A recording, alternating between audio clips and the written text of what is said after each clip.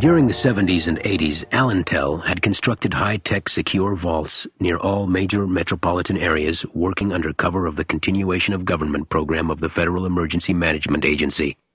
This particular vault happened to be in the basement of a nondescript office building on the Washington Beltway, in plain view of thousands of businessmen and government bureaucrats. Since the vault was located on private property rather than inside a government facility, nosy congressional staffers would have to deploy extraordinary legal efforts to gain access to it, assuming they ever heard of Allentel in the first place. "Do you understand the scope of the mission?" asked General Bushnell, resting his eyes on the youngest recruit, the bearded man. "Dr. Parker, you're the newest addition to this team. Why don't you tell us how you would approach it?" "I have read the briefing material, sir," he answered. "I don't have as complete a view of the problem as you do, so I think of the assignment primarily as an experiment in the psychodynamics of absurdity. I find it hard to think in terms of conflict where extraterrestrial forces are involved, especially given the nature of the cards we're holding and the secrecy. We are not just another part of the government, after all. We constitute a cryptocracy." "Yet you correctly offered the view that we were engaged in a social experiment," Beverly broke in. "Don't forget that. We bypassed the White House." "Doesn't Allentel routinely brief every new president on its mission shortly after he's inaugurated?" asked Greg Parker. "Depends," replied Bushnell. "What little he absolutely needs to know we've buried in a vague presentation on prospective weapons technology that he gets from the Air Force. Well, we do have to tell him something, if only so he can keep up the dialogue with the Russians.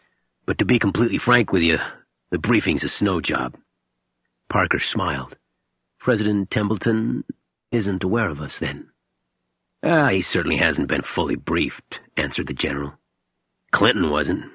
Reagan and Bush did know about Allentel, and we had handlers for their underlings, but the executive has been in the dark since then." "We are boundary spanners," commented Beverly. "All that may change," said Wilkinson. "From now on, the Fastwalker is the basis of our transactions." Parker grunted. "It's much more than that.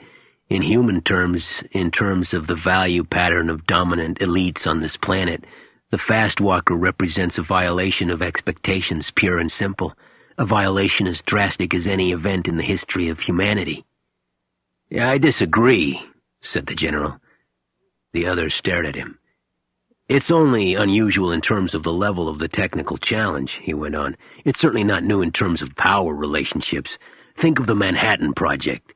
That, too, was unprecedented in history." "What is the point, then?" asked Beverly. "The point is, he who has the power can do far more than win. He can define the game being played." "We're wasting valuable time when we should be moving the plan ahead," Beverly said quickly. "With all due respect, sir, I am tired of hearing about such subtleties when we have so many convenient weapons in our pharmacopoeia to bend the public to our goals. That is, assuming we're serious about defining the game, as you said."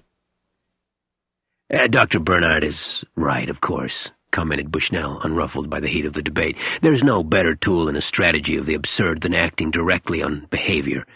How much do you know about all that, Greg?" Parker thought it over. "I'm reasonably familiar with the MK Ultra material, the stuff that came out in the 70s, but I haven't read all the classified data."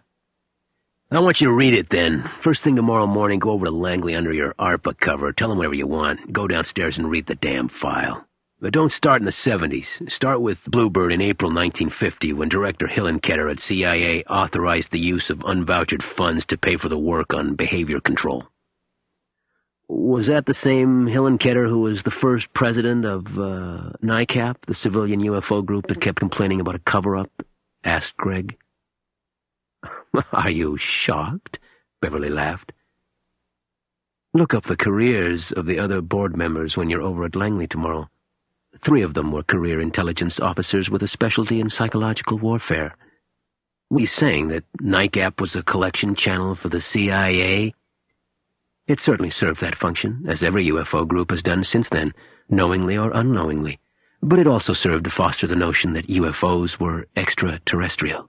A very useful bit of propaganda for our purposes. And I wouldn't simply search under the code name MK Ultra if I were you, Wilkinson added helpfully. You should also look at a bunch of others, like MK Delta, which governed the use of our chemical and biological warfare products. It was the actual operational arm designed to investigate whether and how it was possible to modify an individual's behavior by covert means.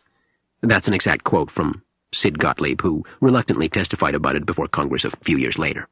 And all that work was done without any of the money ever being traced? A small part of it was traced by Congress, Bushnell told them. But much of the dough was funneled through the Society for the Investigation of Human Ecology, a name which had a nice environmental ring to it. Not that anybody suspected anything, of course. What happened to the project, then?